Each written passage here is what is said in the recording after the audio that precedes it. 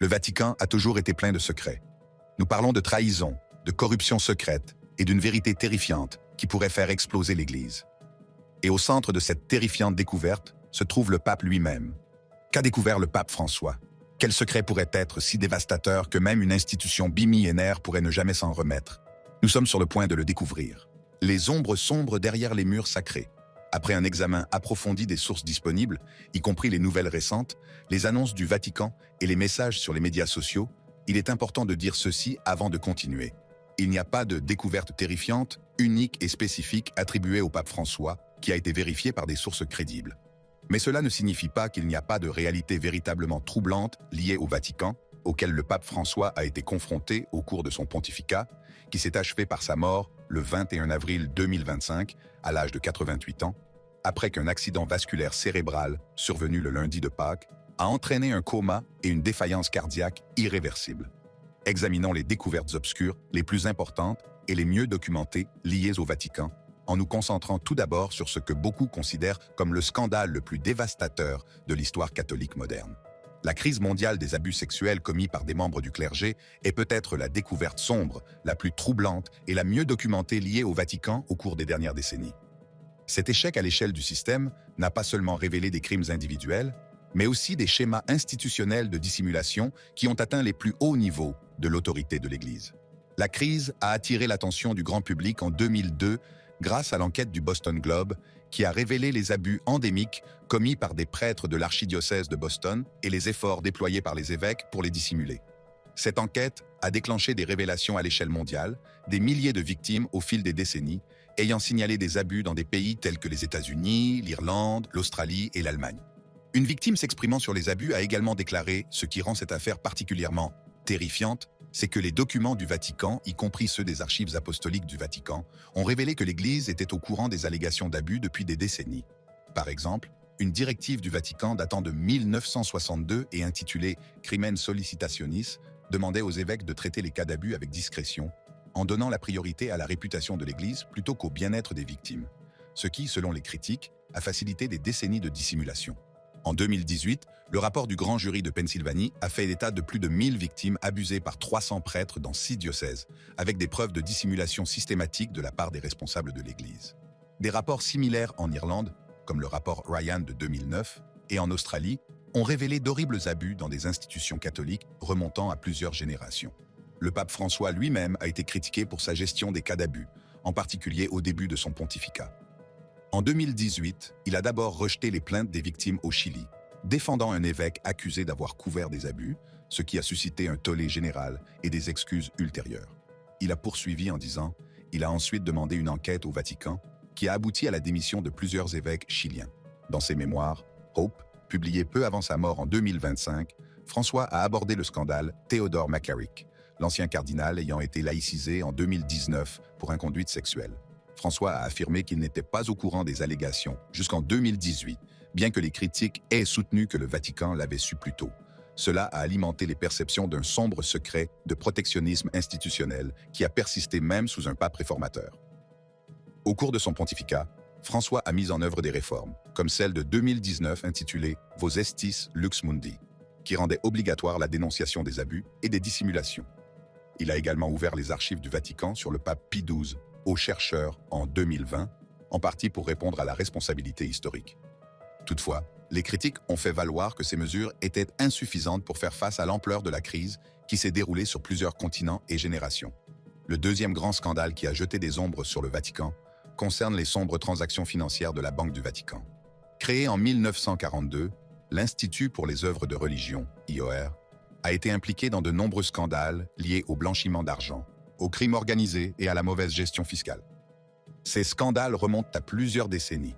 Dans les années 1970, la Banque du Vatican a été liée à l'effondrement de la Banco Ambrosiano, un scandale financier majeur impliquant la disparition de 1,3 milliard de dollars.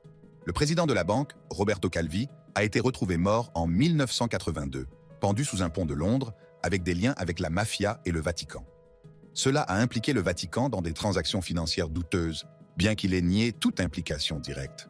Au fil des ans, des allégations ont fait surface selon lesquelles la Banque du Vatican facilitait le blanchiment d'argent pour le compte du crime organisé, en tirant parti de son statut d'entité souveraine exemptée de la surveillance bancaire internationale.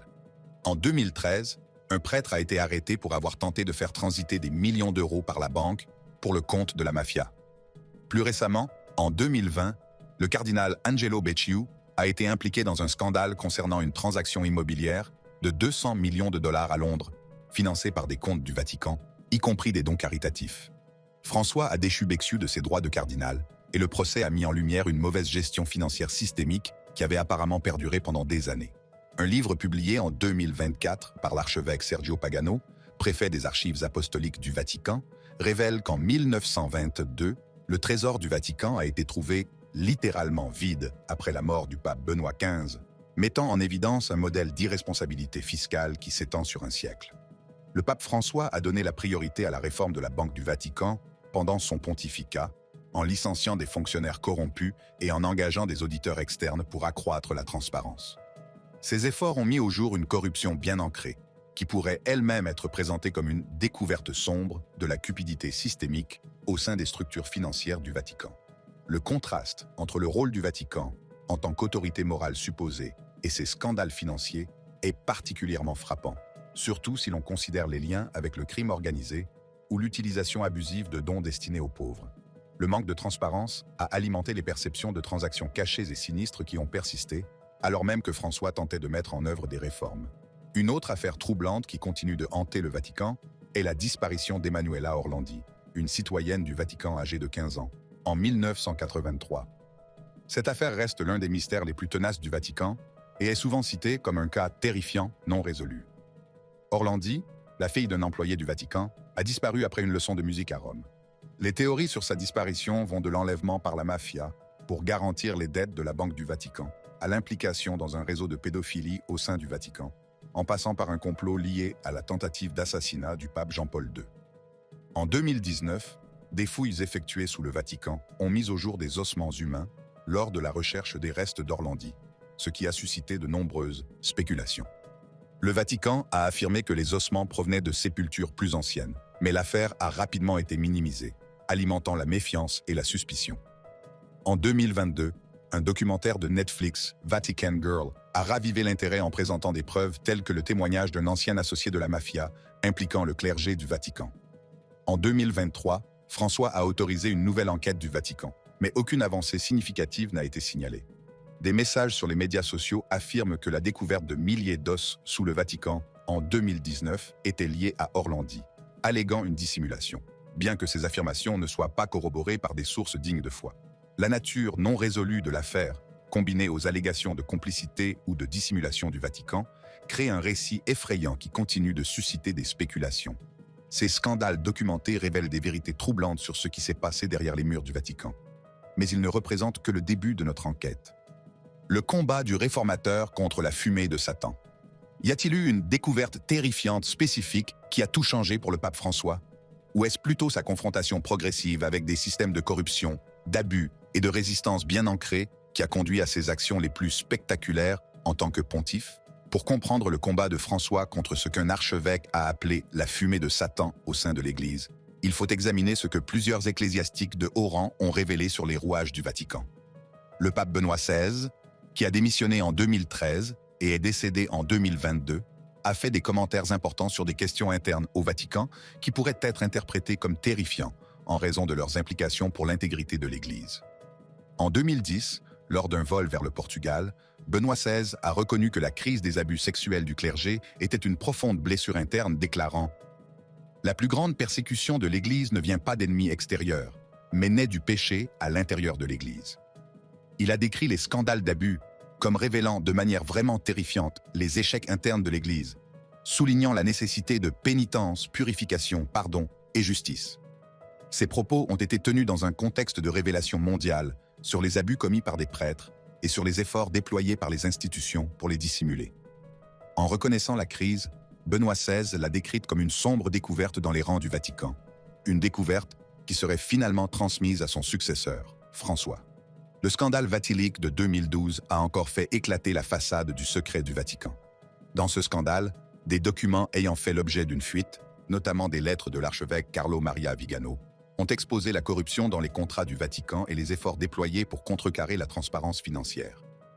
Monsieur Vigano a affirmé avoir été transféré aux États-Unis pour avoir dénoncé le gonflement des coûts des opérations du Vatican. Le majordome de Benoît XVI, Paolo Gabriele, a été condamné pour avoir volé des documents, affirmant qu'il avait agi pour combattre le mal et la corruption au sein du Vatican. Une commission nommée par le pape Benoît XVI aurait découvert un potentiel scandale sexuel et de chantage impliquant des fonctionnaires du Vatican, bien que les détails soient restés vagues. En 2013, le pape François a confirmé l'existence d'un courant de corruption et d'un lobby gay au sein du Vatican, suggérant ainsi des problèmes bien ancrés, antérieurs à son pontificat, mais qui nécessiteraient son attention.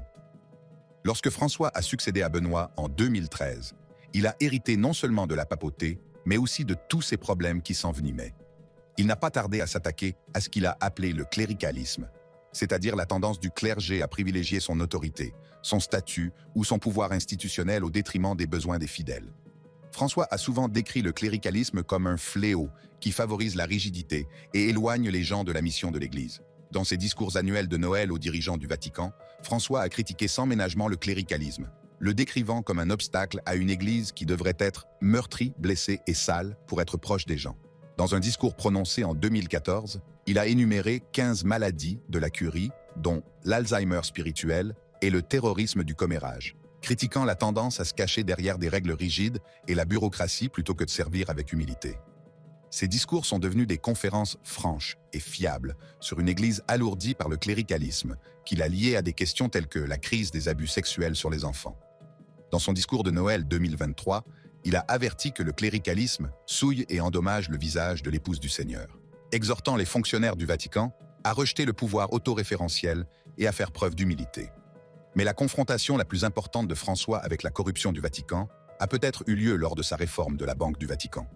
Il a réformé l'Institut pour les œuvres de religion, Banque du Vatican, longtemps critiqué pour le blanchiment d'argent et les transactions opaques. Il a notamment licencié des fonctionnaires corrompus et accru la transparence, ce qui a permis de mettre au jour des malversations financières profondément enracinées. Le scandale Becciu de 2020 a été le résultat le plus visible de ces efforts. Le cardinal Angelo Becciu a été impliqué dans un scandale financier impliquant une transaction immobilière de 200 millions de dollars à Londres. François a déchu Becciu de ses droits de cardinal, signalant ainsi une répression de la corruption.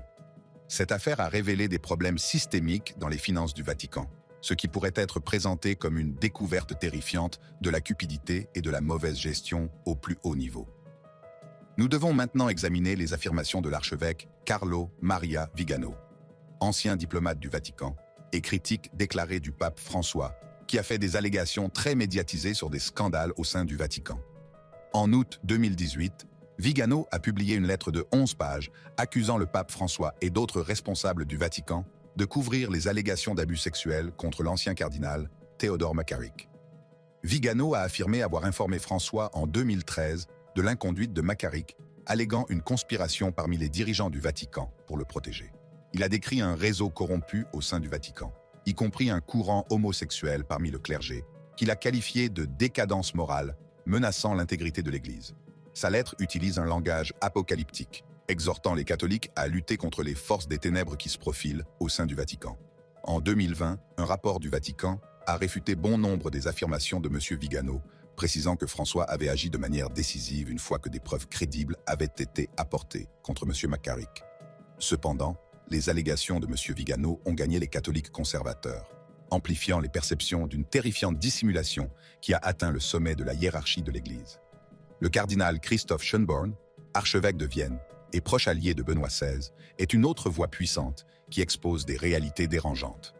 Lors d'une rencontre officieuse avec des journalistes en 2010, M. Schönborn a critiqué le cardinal Angelo Sodano, alors doyen du Collège des cardinaux, pour avoir bloqué une enquête menée dans les années 1990 sur des allégations d'abus sexuels contre son prédécesseur, le cardinal Hans Hermann Gröer.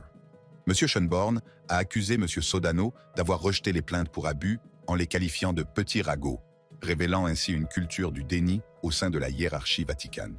Il a suggéré que le cardinal Joseph Ratzinger, devenu Benoît XVI, était une voix solitaire qui demandait des comptes, laissant entendre que des personnalités puissantes du Vatican dissimulaient les abus pour protéger l'image de l'Église. Cela donne l'image d'une inquiétante résistance interne à affronter de graves scandales. Une résistance dont François héritera plus tard et contre laquelle il luttera. Il y a ensuite les affirmations plus sensationnelles sur le mal surnaturel au sein même du Vatican. Le père Gabriele Amort, exorciste en chef du Vatican de 1986 à sa mort en 1916, a fait des déclarations stupéfiantes sur le combat spirituel à l'intérieur des murs du Vatican. M. Amort a affirmé que Satan est à l'œuvre au Vatican et que certains membres du clergé, y compris des cardinaux, étaient influencés par des forces démoniaques. Dans une interview de 2010, il a déclaré « Il y a des prêtres, des évêques et même des cardinaux qui ne croient pas au diable, et c'est une victoire pour Satan. » Il a lié ces affirmations à des scandales moraux, tels que la crise des abus commis par le clergé, suggérant que l'influence démoniaque exacerbait le péché humain à l'intérieur des murs du Vatican. Le livre d'Amort, Mémoire d'un exorciste, décrit sa conviction que des rituels sataniques ont eu lieu à Rome, bien qu'il n'ait fourni aucune preuve spécifique. Bien que les affirmations de M. Amort soient controversées et non vérifiées, elles représentent l'extrême limite des allégations sur la noirceur au sein du Vatican, des allégations dont François aurait eu connaissance alors qu'il tentait de réformer l'institution. Nous devons également tenir compte des ombres historiques que François a cherché à aborder. L'archevêque Sergio Pagano, préfet des archives apostoliques du Vatican depuis 1997, a révélé des faits historiques troublants dans un livre publié en 2024, Secretum, qui met en lumière les échecs passés du Vatican. M. Pagano a critiqué la réticence du pape Pie XII à condamner publiquement les atrocités nazies pendant et après la Seconde Guerre mondiale, notant que M. Pius craignait des représailles, mais a maintenu ce silence après la guerre.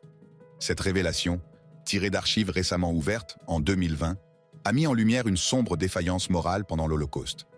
La décision de François d'ouvrir ses archives aux chercheurs en 2020 suggère qu'il était déterminé à affronter même les chapitres les plus inconfortables de l'histoire du Vatican, plutôt que de poursuivre des schémas de dissimulation. Dans ce contexte de scandale, de dissimulation et de résistance, le pape François s'est présenté comme un réformateur déterminé à faire le ménage. Il a critiqué le cléricalisme, la rigidité doctrinale et ce qu'il a appelé l'indietrismo, rétrogradation, c'est-à-dire une adhésion trop stricte aux pratiques ou idéologies traditionnelles qui résistent à l'évolution de l'Église. Dans son mémoire « L'Espérance », François a reproché aux fidèles de la messe traditionnelle en latin de pratiquer un rétrogradisme qui revient régulièrement à chaque siècle. Il a décrit leur rigidité comme une hérésie quotidienne et a suggéré que certains adeptes de la messe latine traditionnelle pourraient souffrir d'un déséquilibre mental, d'une déviation émotionnelle ou de difficultés comportementales. Il a défendu ces restrictions de 2021 sur la messe traditionnelle en latin, déclarant que « il n'est pas sain que la liturgie devienne une idéologie », car l'adhésion stricte aux formes pré-Vatican II risque de diviser l'Église. Les réformes de François, ses confrontations avec la corruption et ses tentatives pour réparer les erreurs historiques suggèrent que, plutôt que de faire une seule découverte terrifiante, il s'est engagé dans une bataille permanente contre ce qu'il considérait comme des forces destructrices au sein de l'Église, des forces que l'on avait laissées s'envenimer pendant des générations. Cependant, ces efforts se sont heurtés à une résistance farouche de la part des traditionalistes de l'Église. La résistance, la conspiration et la vérité sur l'héritage de Francis. La résistance aux réformes du pape François n'est pas seulement venue de forces anonymes, mais aussi de hauts responsables au sein de l'Église elle-même. Plusieurs cardinaux, évêques et prêtres ont ouvertement critiqué ou subtilement sapé ces tentatives de créer un Vatican plus inclusif et transparent. Le cardinal Raymond Burke a accusé le pape François d'hérésie à propos d'Amoris Laetitia, qui traite du divorce et du remariage, reflétant les craintes d'une dérive doctrinale. Le cardinal Robert Sarah a critiqué le caractère inclusif de François, déclarant « Nous devons être inclusifs et accueillants envers tout ce qui est humain. Mais ce qui vient de l'ennemi ne peut et ne doit pas être assimilé. On ne peut pas joindre le Christ et Bélial. » 5 cardinaux. Walter Braunmüller, Raymond Leo Burke, Juan Sandoval Iñiguez, Robert Sarah et Joseph Zenzekiun ont soumis des questions formelles connues sous le nom de dubia sur des sujets tels que les unions entre personnes de même sexe et l'ordination des femmes, ce qui témoigne d'un débat interne important sur la direction que François donne à l'Église. Les évêques ont également rejoint la résistance. L'évêque Joseph E. Strickland s'est engagé dans une rébellion ouverte, refusant de démissionner après une enquête du Vatican, et a été démis de ses fonctions en novembre 2023, reflétant son opposition aux positions progressistes de François. Les commentaires anonymes d'un membre du clergé sont peut-être les plus révélateurs. Un prêtre anglais anonyme a révélé la profondeur de l'animosité à l'égard de François en déclarant « Nous ne pouvons pas attendre qu'il meure. Ce que nous disons en privé est inimaginable. Chaque fois que deux prêtres se rencontrent, ils parlent de l'horreur de Bergoglio. Il est comme Caligula, s'il avait un cheval, il en ferait un cardinal. Le prêtre a ajouté « Un archevêque du Kazakhstan a critiqué les positions de François sur le divorce et l'homosexualité, affirmant qu'elles permettaient à la fumée de Satan d'entrer dans l'Église. » Par ailleurs, 62 catholiques mécontents, dont un évêque à la retraite et un ancien directeur de la Banque du Vatican, ont publié une lettre ouverte accusant François de 7 chefs d'accusation d'enseignement hérétique. Alors que François luttait contre cette résistance interne, un monde parallèle de théories du complot a émergé en ligne, présentant souvent son pontificat comme faisant partie d'agendas plus vastes et sinistres. Ces théories, bien que dépourvues de preuves crédibles, ont gagné du terrain grâce aux médias sociaux et aux sites web marginaux. Vigano, qui était autrefois un diplomate respecté du Vatican, a adopté des théories de conspiration plus larges après ses premières allégations concernant McCarrick. Il a accusé le Vatican de s'aligner sur les agendas mondialistes et de saper la doctrine catholique. En 2020, il a appelé à la résistance contre un État profond au sein de l'Église, présentant le Vatican comme infiltré par des forces sinistres. D'autres théories conspirationnistes prétendent que le Vatican serait impliqué dans un culte du 9e cercle d'élites se livrant à des sacrifices et à la traite d'enfants, avec des allégations liées au pape François et à un tribunal de Bruxelles en 2013. Ces allégations ne sont pas étayées et proviennent de sources marginales, sans corroboration de la part d'organismes réputés. Un message posté sur les médias sociaux en 2024 prétend qu'un raid militaire sur la Banque du Vatican a permis de saisir 10 000 milliards de dollars liés à des trafics, mais aucun rapport d'information crédible ne vient étayer cette affirmation. De même, des théories suggèrent que les archives apostoliques du Vatican cachent des preuves d'une vie extraterrestre, des descendants de Jésus ou des Illuminati. Les archives, ouvertes aux chercheurs depuis 1881, contiennent de la correspondance papale et des documents historiques et non des secrets sensationnels. Quelle est la vérité derrière ces affirmations farfelues? L'absence de tout rapport spécifique et crédible sur une découverte terrifiante dans des sources réputées suggère fortement que l'affirmation originale n'est pas fondée sur des faits. Aucun grand média, Vatican News, AP, BBC ou The New York Times, n'a fait état d'une telle révélation singulière. Le calendrier et le contexte de la papauté et de la mort de François contredisent également le récit d'une découverte de dernière minute. François est mort le 21 avril 2025 et l'attention portée à ses funérailles et à son héritage a dominé l'actualité récente. Aucun rapport ne mentionne une révélation ou une découverte finale qui changerait tout. L'ensemble du pontificat de François s'est caractérisé par une ouverture sur les failles de l'Église, notamment en admettant des échecs dans des affaires d'abus et en poussant à une réforme financière. Une découverte majeure aurait probablement été abordée publiquement, et non cachée ou révélée seulement à la fin de sa vie. Si nous regardons au-delà des titres sensationnels et que nous nous penchons sur les paroles et les actions de François, nous découvrons un pape réellement troublé par ce qu'il a trouvé au Vatican, mais qui a abordé ses problèmes avec un état d'esprit réformiste plutôt qu'avec une rhétorique apocalyptique. La critique de François, à l'égard de la rigueur du Vatican, s'est concentrée sur plusieurs domaines clés. Le cléricalisme, en tant que culture rigide et intéressée qui aliène les fidèles, la rigidité doctrinale et le rétrogradisme qui résistent aux réformes de Vatican II, la punitivité historique du dicaster pour la doctrine de la foi et les pratiques traditionnalistes qui favorisent la division plutôt que l'unité. Ces commentaires, que l'on retrouve dans des sources telles que ses mémoires L'Espoir, ses discours à la curie et ses interactions avec les jésuites, reflètent une volonté constante de rendre l'Église moins rigide et plus inclusive.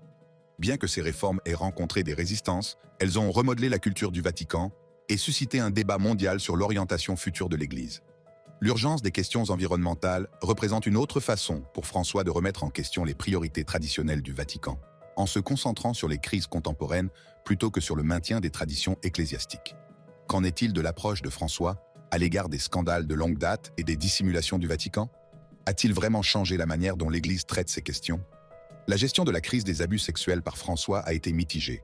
Il a mis en œuvre des réformes telles que Vos Estis Lux Mundi en 2019, qui rendait obligatoire le signalement des abus et des dissimulations.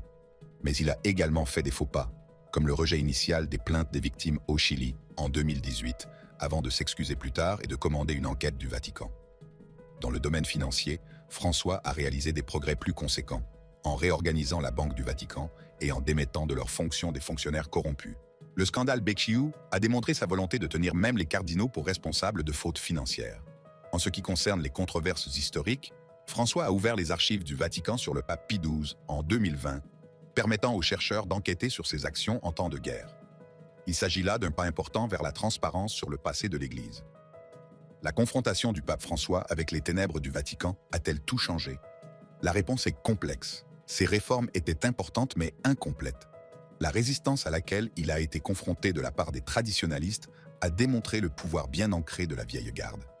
Nombre de ces initiatives, comme la réforme financière et l'inclusion des groupes marginalisés, ont représenté de véritables changements dans la culture et les priorités du Vatican. Mais les problèmes profonds qu'il a affrontés, cléricalisme, abus, corruption financière, traditionalisme rigide, restent des défis pour l'Église. Sa mort, en 2025, a laissé ces réformes inachevées, et le prochain conclave débattra probablement de l'héritage qu'il a laissé, entre assouplissement et préservation de la tradition. L'évaluation la plus juste est peut-être que François a entamé un processus de changement plutôt qu'il ne l'a achevé. Il a tiré le rideau sur les problèmes du Vatican, admis ses échecs et lancé des réformes, mais la transformation complète de cette ancienne institution reste un projet en cours. En conclusion, rien ne prouve que le pape François ait fait une seule découverte terrifiante qui aurait tout changé. Au contraire, son pontificat a représenté une confrontation progressive avec des problèmes de longue date au sein du Vatican. Des problèmes qu'il a abordés, non pas par des révélations sensationnelles, mais par des réformes persistantes et souvent controversées. Alors que nous réfléchissons à l'héritage du pape François, la question la plus importante n'est peut-être pas de savoir quel secret terrifiant il a découvert, mais si son successeur poursuivra son travail de réforme ou si l'ancienne obscurité se réaffirmera dans un Vatican post-Francis. Et c'est ainsi que nous arrivons à la fin de cette plongée en profondeur. Pour plus de contenu stimulant comme celui-ci, écrasez le bouton d'abonnement, appuyez sur la cloche pour les notifications et consultez les cartes qui s'affichent sur votre écran pour plus de vidéos. N'oubliez pas de nous faire part de vos commentaires ci-dessous.